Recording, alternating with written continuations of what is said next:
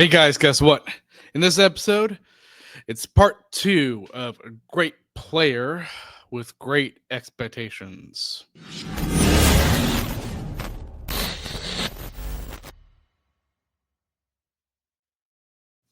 So, yeah, part two of the two-part series of me doing great player expectations. Because, again, this season's different. And if you have not seen the last episode, I strongly encourage you to listen to that episode because it kind of does before I even go over the players, it discusses the format. But if you haven't seen it, I'll discuss the format anyways as I am going through this because obviously there is more optimism looking at this Canes team heading into this season as it was last season. So I'm going through the players, going through their stats from the previous season, and having my big expectations for them and their role and big roles as well for them heading into this season because even though this team is mainly a team that is very, very good during the regular season, it's still a season that they still need to do good in to make the playoffs because it's really a team that just needs to get over the hurdle in the playoffs than it is of making the playoffs because that's their one mission this season is to win the Stanley Cup. That is the big main mission. So first things first is I have a great partnership with SeatGeek. You get $20 off of your first purchase if you use promo code Caniac Reports, all one word. Again, you get $20 off if you use it for any tickets that you're trying to buy, whether it's to a comedy show or a concert. It really is a great deal to get some money off of your table of buying those tickets. So I strongly encourage you to use it if you haven't done so. Another thing too is we will not have an episode on September the 1st. I know I keep saying this at the beginning of every episode, but again, I am reiterating this. No episode on September 1st. So if it comes to that day and you're like, where's an episode? I'm telling you. I've been telling you for multiple times. And also remember on YouTube, if you're watching, please hit that like button, hit that subscribe button, and hit that notification bell so you never miss another episode.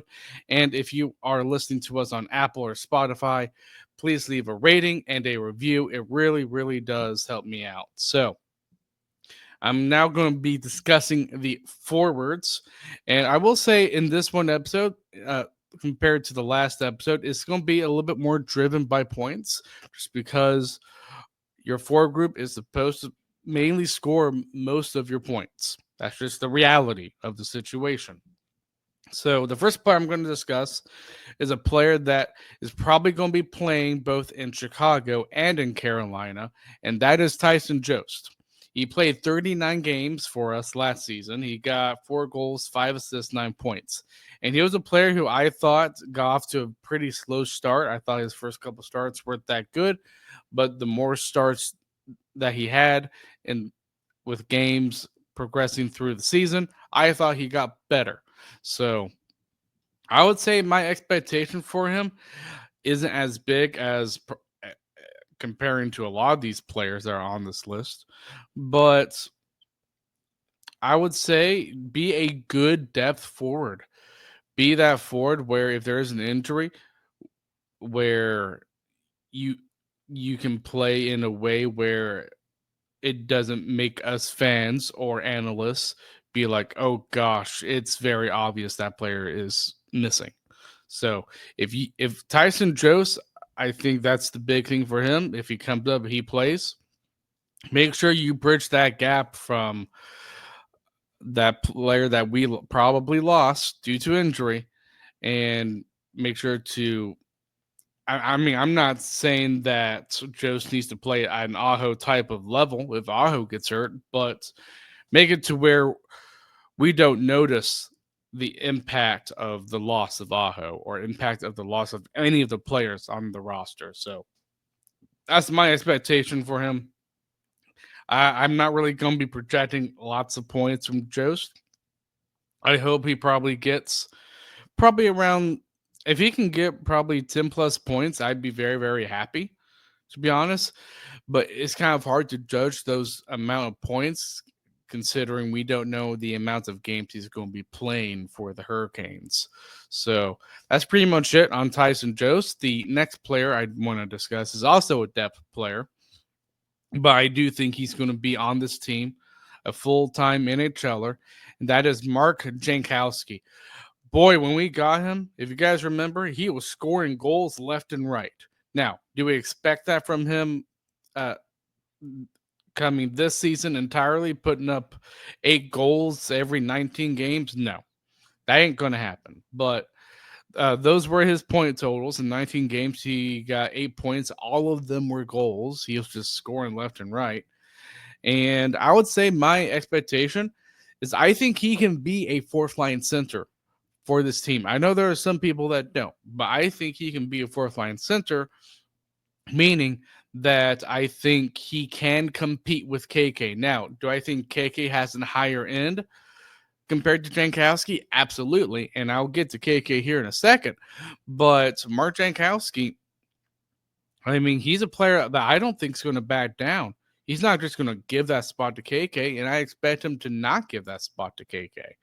Compete with him to get that fourth line center spot because that's pretty much the role he's going to play. He's not a top 9 player. He is not a top 6 player, but he is a very, very good, big fourth line center that has a pretty nice shot. He really does. I'll admit I was surprised with the amount of goals that he got with us, but I I I mean we know it's not going to be sustained. That's just reality. The next player I do want to discuss is William Carrier. And Carrier, obviously, he is to me a very excellent defensive forward. And I would say my expectation for him this season is to not get hurt. Because he is known for getting hurt, and he did get hurt last season. He came back for the playoffs, but he got hurt for almost half of the season. He played only 43 games. He got 4 goals, 7 assists, 11 points. But I'm telling Carrier, when he is healthy, he is a very, very good player, in my opinion. And if he is honestly healthy, I do kind of expect him to play with Jordan Stahl and Jordan Martinook. And this is not a bash on Seth Jarvis or Logan Stankoven, but comparing his play on that Stahl line with Jarvis and Stankoven, I think he's the best fit, honestly, on that line. I know how good the eye test is when it comes to Jarvis and Stankoven, but I just think Carrier more resembles the Martinook and Stahl like players than Stankoven and Jarvis. That's just my observation. Again, I'm not saying that they play bad. I think Stankoven, when he was on that line with Stahl Martinook, boy, that was an excellent line. But to me, I see that line as like, you can do something with that Stahl line, that Martinook Stahl Carrier line, and let that be a shutdown lines. So put that line against the other team's top forwards, or let's say you are up 2-1 or 3-2, and the other team has pulled their goalie. The line I'd stick out there, the Jordan Stahl line, if Carrier's on it, because that immediately makes it a shutdown line. Because Carrier, I think, is a very, very good hard fort checker, and I really do think he plays Brendan Moore's system very, very well. So I don't really, again, I expect him to be an excellent type of defensive player, a good player to play with probably Martinook and Stahl, be healthy, and get points probably here and now and then, but I'm not looking at him to be like a 30, 40 point guy. He's probably going to be 10 to 20 point guy. And if you look at his career, that pretty much is what you get. And he's 30 years old. So, again, he's a veteran. You see what you get from Carrier. And I really do like the player. I really, really do. The contract, people might not like. Honestly, I don't mind it just because it's only $2 million. I don't really see any risk to it. I know the term might turn some fans away, but I'm fine with the term. I really am. So the next player that I have here, and I did an episode on him, of course, and that is Andrei Svechnikov. And in 72 games, he got 20 goals, 28 assists, 48 points. And my expectation for him, play like you did in the playoffs. Seriously, in the playoffs, you were great. You were wonderful. Last season, please do not play like you did last season because it really was a disappointment. This is a player that has all the tools for me to be a 40 goal player. Am I expecting him to get 40 goals? No. I'm expecting him to be a 30 goal guy. If he can be at least 30 goals, I'd be happy with that. So I'm not going to delve too much into Svech because I already did a full-on episode just on Svechnikov. But my big expectation, get 30 goals. I think he can do it. I know he can. He has a very, very deadly shot, and he's a big guy. So honestly, there is no excuses. Play like you did in the playoffs, and we cannot afford a player like Svech to go on major, major goal scoring droughts. Just can't. Really. I would say him along with Kochekov were probably the two most disappointing players last season. If you just look at last season. Now the playoffs, again, Svech was great, but last season, completely different story. So the next player I want to get to is a young player that came out of nowhere onto this team last season, and that is Jackson Blake. Played 80 games, 17 goals, 17 assists, 34 points, and got extended to a long 8-year contract at a number that I think is a very, very good number. Now, the 8 years, I do think there is some risk to the 8 years, but Jackson Blake, I'm telling you, when I first saw this dude, I was like, man, this guy is special. And the reason why I think he's special is because I think if you look at him comparing to all the other players on this team, I think he has the best puck handling ability on this team because he handles the puck so well and he's very smart. He can skate very well too. The only thing about Jackson Blake, I will say, is I think he needs to bulk up a little bit, gain a little bit more muscle so he doesn't get knocked off the puck a lot. But other than that, Jackson Blake, very, very good player. And I think looking at those point totals and knowing how he plays coming from the eye test, I expect his game to be elevated. I expect him probably to get around, if he can get at least 40 to 45 to 50 points, then I think that is a good season for Jackson Blake because he's still a young guy. There's still more there. And I think we're going to see, I think we could possibly see that coming into this season, him elevating his game. And another young player that I'm going to talk about too, I think is in the same boat as Jackson Blake. It's just to elevate what you already have because you have the potential. We saw it last season. Nobody expected it. I didn't. But man, he's a very, very talented player. So the next player I want to discuss is Eric Robinson. And there is a nickname for him, Swiss Family Robinson. And in 82 games, 14 goals, 18 assists, 32 points. Honestly, Eric Robinson, kind of a little bit like Jackson Blake, he kind of came out of nowhere. I mean, this was a player who's kind of was considered an outcast from Columbus. We signed him, and we didn't expect nothing much from him, but he got over 30 points.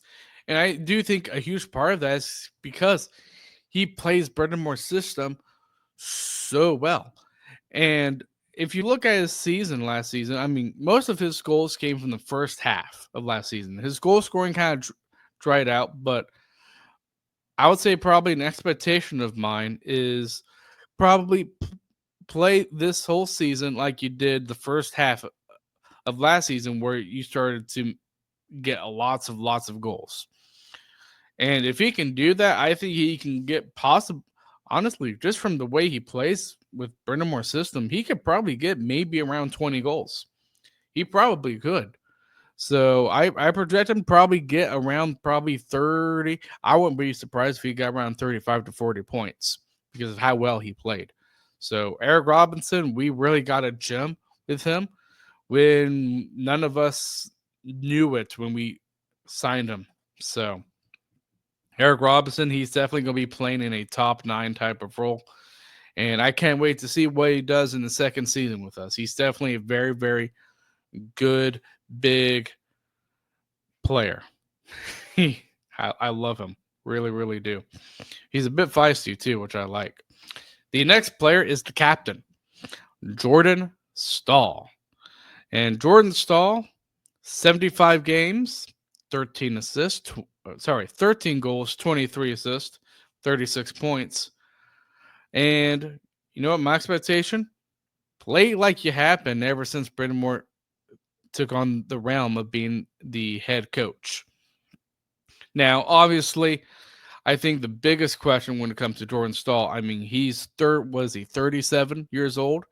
So again, play like you have been, but I'm sure us fans know with him being at 37 years of age, Father Time is going up against Jordan Stahl. That's his enemy, is Father Time. So I hope it doesn't take over him next season. I don't think it will, just because he's always played excellent under Rod Brindamore. And I think if you compare him, and I would say probably Jordan Martinook as well, he brings the most work effort on this team.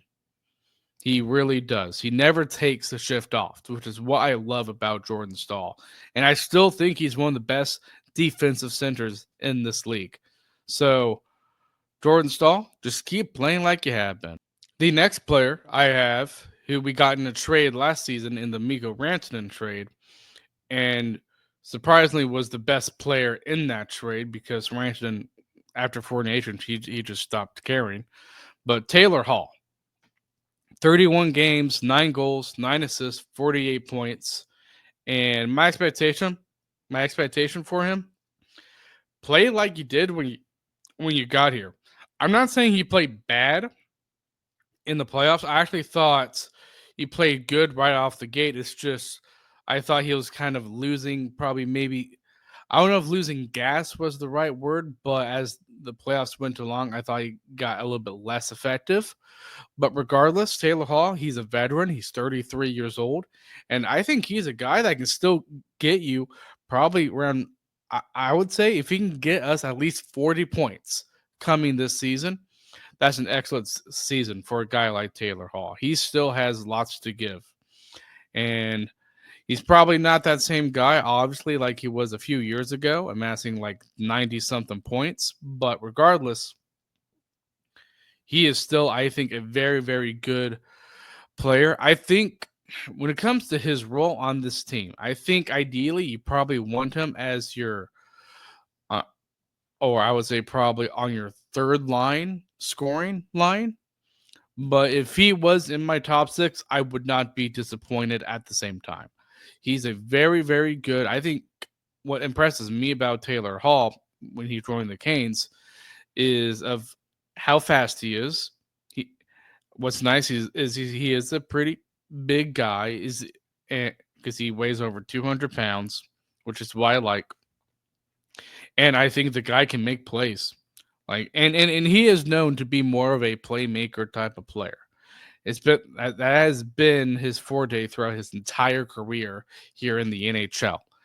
But for Taylor Hall, I mean, again, play like you did when we got you, because he really was playing excellent. And if you convert the points, the 18 points in 31 games to a full season, that actually amasses to around, I believe, like 45, 48 points.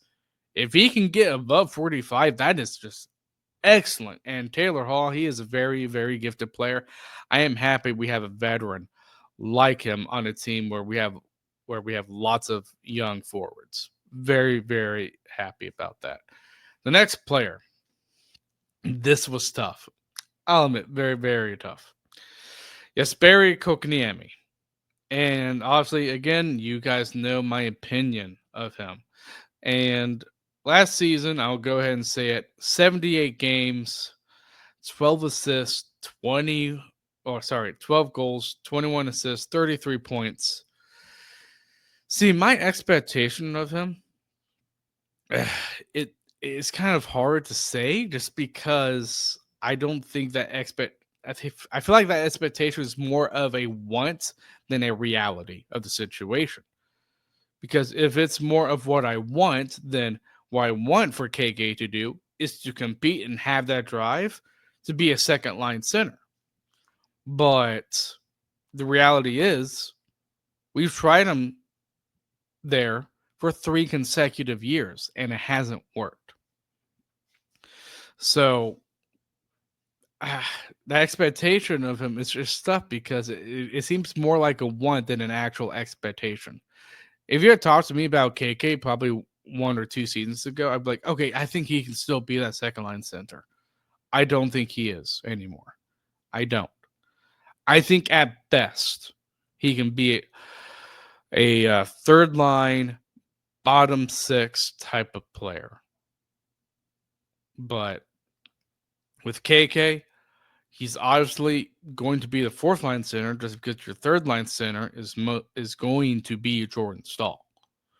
And like I said with Jankowski, there could be competition there between KK and Jankowski. So probably along the lines of what I said about Jankowski, fight for your spot. Because I would not be surprised, especially with how Brendan Moore treated KK this past season by reducing his ice time, if he got scratched and put in Jankowski in the lineup. I really would not be surprised. Now, probably don't like that considering his contract, but regardless, KK.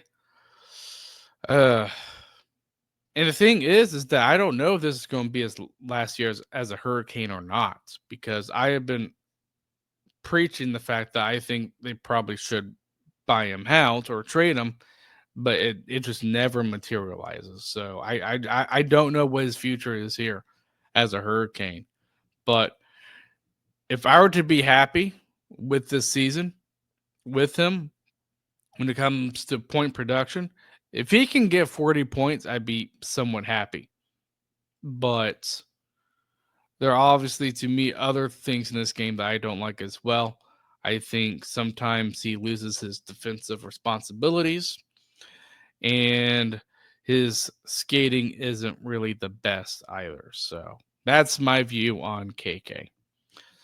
The next player I have on here is Seth Jarvis. And Seth Jarvis coming out of last season was we know he is one of the top players on this team.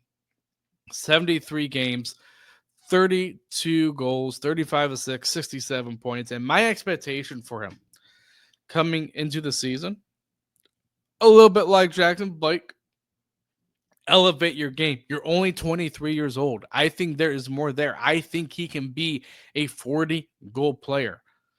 And I think he hits that this season? I think he can. But I think I can tell you what I'd be happy with is I'd be happy with Seth Jarvis getting 35 goals. And I would say in terms of the point production as a whole, 80 points for Seth Jarvis.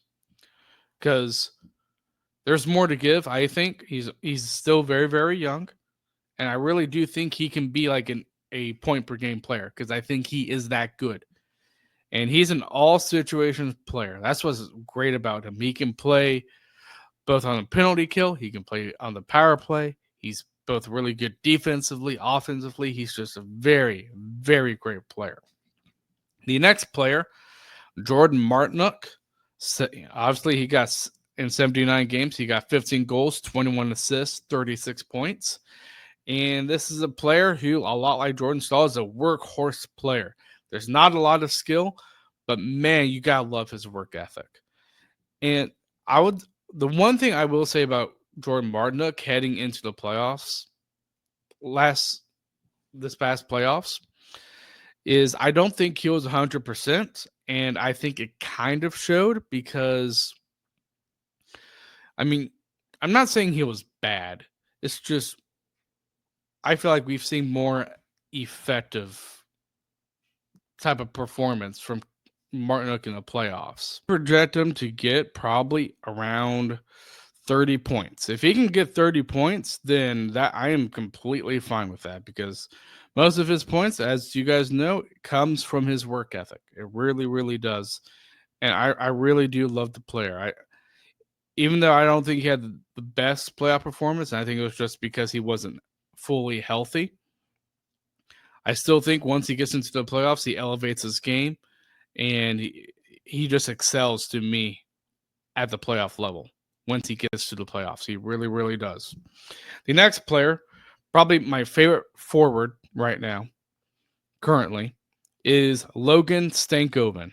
Obviously, we got him in that Mikko Rantanen trade to Dallas. He got 19 games of action, and he got 5 goals, 4 assists, and 9 points. Now, you look at his point totals, combining both his time here in Carolina and in Dallas. He got around 38, 39 points.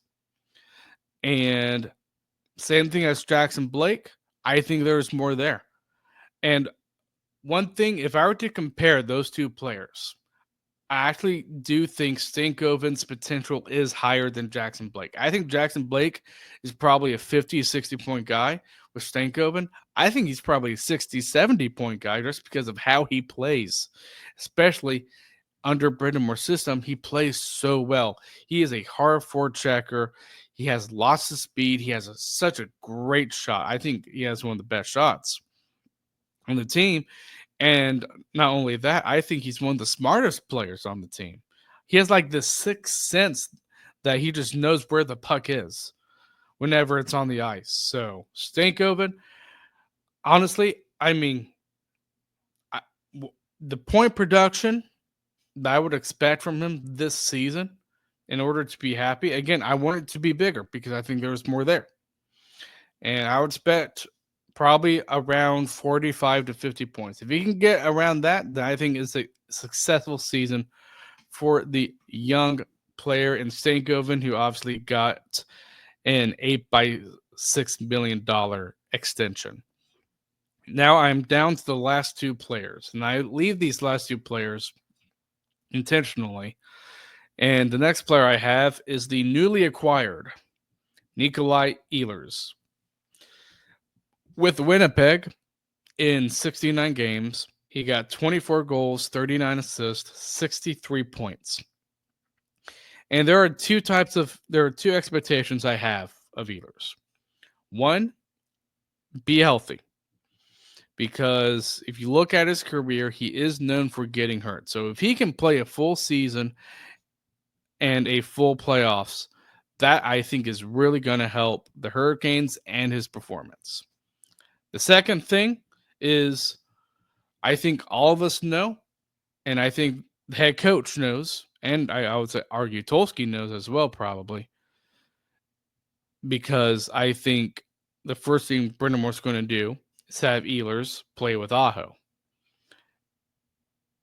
And if Ehlers can help Aho, I think that's going to go miles away from this team being a very good team to maybe even winning the Stanley Cup. That could be a difference maker.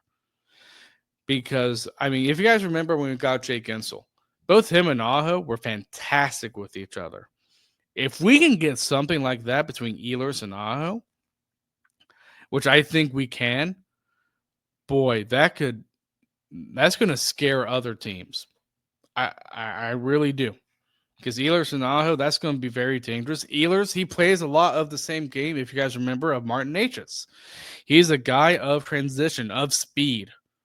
And Honestly, when it comes to the point production, I mean, he got 63 points in 69 games. I wouldn't be surprised if he got almost a point per game with us, around maybe 80 something, 70 to 80 points. I'd be fine with. But I think Ehlers is going to be a very, very effective player.